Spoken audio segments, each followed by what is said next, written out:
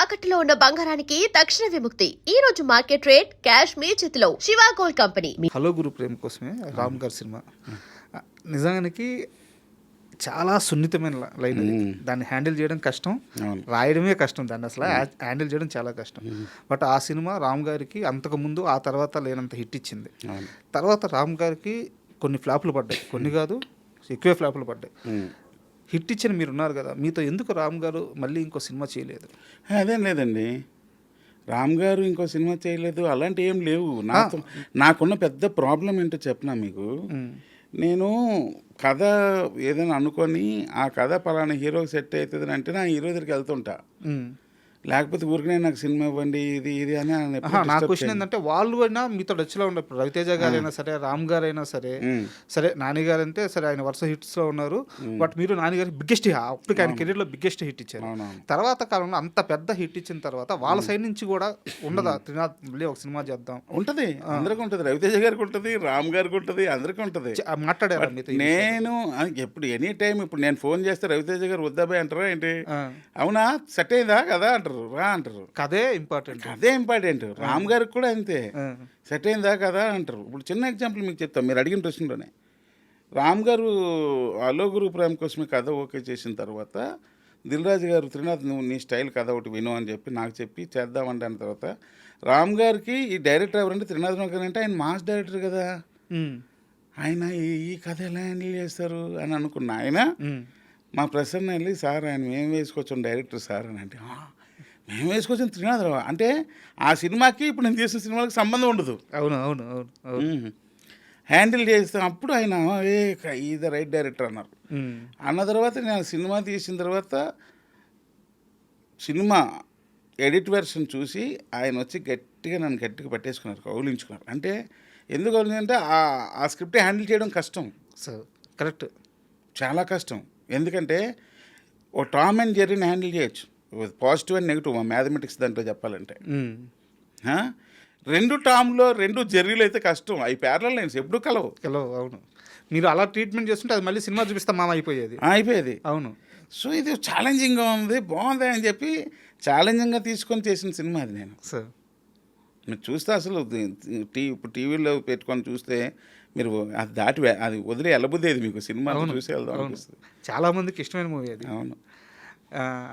Even Bombay ఎప్పుడైనా వెళ్ళినప్పుడు వెళ్తాను కదండి, అక్కడ పీపుల్ నన్ను చూస్తే ఈ సినిమా గురించే మాట్లాడతారు ఎక్కువ. ఓకే, యూట్యూబ్లో చూసి హిందీలో కూడా వచ్చింది ఎక్కడ మామూలు వ్యూస్ విపరీతం కదా. నేను నార్త్ సైడ్ ఎప్పుడైనా వెళ్తుంటే ఈ సినిమా గురించే మాట్లాడతారు ఎక్కువ. సార్ అయితే నాకు యాక్చువల్గా ఏ సినిమానో గుర్తులేదు, మీ సినిమా చూసిన తర్వాత అల్లు అర్జున్ గారు మిమ్మల్ని ఒకసారి ఇంటికి పిలిచి మాట్లాడారు. కానీ ఆయన మాట్లాడడం ఉద్దేశం వచ్చేసి అంటే సినిమా చేస్తారా చేయరా తర్వాత సంగతి, ఏదన్నా కథ ఉందా అని తెలుసుకోవడానికి. మీరు వెళ్ళి గమ్ముకు కూర్చొని మంచిగా టీ తాగేసి ట్యాంక్స్ అన్ని వచ్చేసారంట. ఎప్పుడు జరిగింది ఇది? నేను లోకల్ తర్వాత ఫోన్ చేశారు, వెళ్ళాను. వెళ్ళిన తర్వాత మంచిగా సేమ్ మీరు చెప్పిన దాని ప్రకారం కాఫీయో టీయో ఇచ్చారు, తాగుతున్నాం. టు బి ఫ్రాంక్గా మనం మాట్లాడుకుందామా అన్నారు. అలాగే సార్ అన్నారు. నాకు సినిమా చూపిస్తామామే ఇష్టం అన్నారు.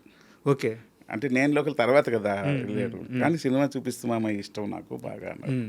అవునా అండి అన్నాను. అది ఎక్కడో తెలియని హీరోలో ఒక ఫైర్ ఉంటుందబ్బా కథలో అన్నారు. అవును సార్ అన్నాను. నాకు చాలా ఇష్టం. అలా అని చిట్ చాట్ చేసుకున్న తర్వాత మరి ఇంకేంటి మరి అంటే అప్పుడు నాకేమో నా దగ్గరేమో ఒక విచిత్రమైన కథ ఒకటి ఉండేది.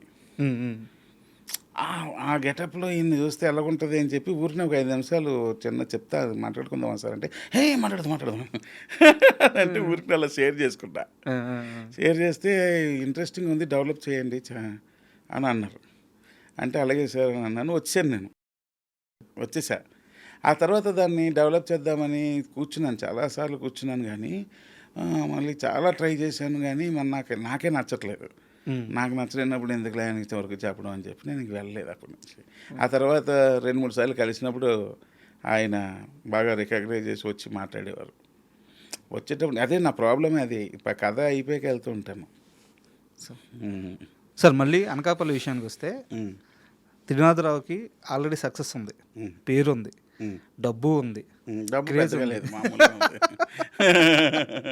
సో ఈ సినిమా సక్సెస్ మీకంటే కూడా, మీ హీరో కంటే కూడా మీ డైరెక్టర్కి చాలా అవసరం. First movie. సో ఎలా పట్టారు ఆ డైరెక్టర్ని? అంటే మీకు ముందే పరిచయమా? ఖగేష్ పేరు? ఖగేష్ తమ్మినేని. సో ఆ కుర్రాడు గురించి చెప్పండి. అబ్బాయి నాకు చాలా నాళ్ళ క్రితం, ఇంచుమించు 10 years నుండి పరిచయం. ఓకే. ఎక్కువ బాగా ఇష్టం నేనంటే.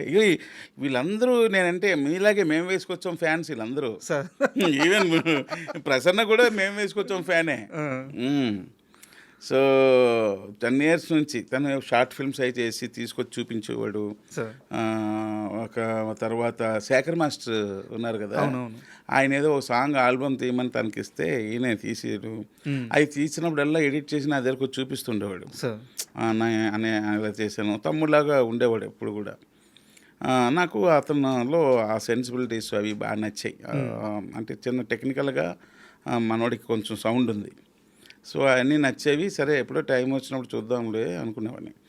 ఈ స్క్రిప్ట్ అనుకున్నప్పుడు వెంటనే నాకు మనోడు మా ఇంట్లోకి వచ్చాడు. అప్పుడు మనోడు ఎక్కడో ఉన్నాడు. ఫోన్ చేసి నువ్వు అర్జెంట్ రా అని చెప్పి. ఎక్కడో అంటే ఉన్నాడా? సినిమా మీద ఉన్నాడు కానీ మనోడు అన్ని షార్ట్ ఫిల్మ్లు అని తిరుగుతూ ఉంటాడు. సో పాత అయితే మారలేదు, డైరెక్షన్ అనే పాత్రలోనే ఉన్నాడు. అది గొప్ప విషయం. 10-11 ఏళ్ళు అయినా కానీ అవును, సినిమా అనే ఆ పిచ్చి వదలలేదు చూడండి. సార్ అంటే ఫోన్ చేసి పిలిచా, ఏం లేదు ఒక కథ చెప్తే ఎలాగుంది విను అన్నాను. చెప్పాను, విన్నాడు. సార్ ఇది నాకు చెప్పారు సార్ మీరు అన్నాడు. ఓకే. ఎప్పుడు చెప్పాను? అలా ఒక 2 years బ్యాక్ ఒక సిచ్యువేషన్లో మన ఇద్దరం ఉన్నప్పుడు చెప్పారండి. ఎస్, అదే ఇప్పుడు సినిమా చేద్దాం అనుకుంటున్నా. అంటే సూపర్ ఉంటుంది సార్, నువ్వే డైరెక్షన్ చెయ్యను. అమ్మ ఇంత పెద్ద కథ నేను చేయగలను సార్ అన్న. నేను ఉంటాయి కదా, పర్లేదు, you don't worry, I'm always నీతోనే ఉంటాను, నీ వెనకే ఉంటాను, ధైర్యంగా వెళ్ళు, బాగా డిజైన్ చేసుకో ప్రతిదీని, అది ఏ సజెషన్స్ ఏ సలహా కావాలని అడుగు, రైటింగ్ మొత్తం నేను రాసిస్తాను, యూ డోంట్ వరీ అని మోటివేట్ చేస్తే ఫస్ట్ కొంచెం తడబడ్డాడు కానీ కొంచెం అలా సెట్ అయిపోయాడు. సూపర్. కొత్త ఊరోడికి ఛాన్స్ ఇవ్వడం అనేది అతనికి ఒక్కడికి అవకాశం ఇవ్వడం కాదు సార్, తన వల్ల ఇంకో 5-6 మందికో, ఒక 10-15 మందికో లైఫ్ దొరకద్ది, టెక్నీషియన్స్ చుట్టూ ఉన్నోళ్ళు. సో ఎప్పుడు ఆ విషయంలో ఒక కొత్త కుర్రోడికి ఛాన్స్ ఇచ్చేవాళ్ళు ఎప్పుడు గొప్పోళ్ళే. ఇంకోటి ఏంటంటే కాగేష్ పాపం ఏం చెప్పినా వింటాడు సార్.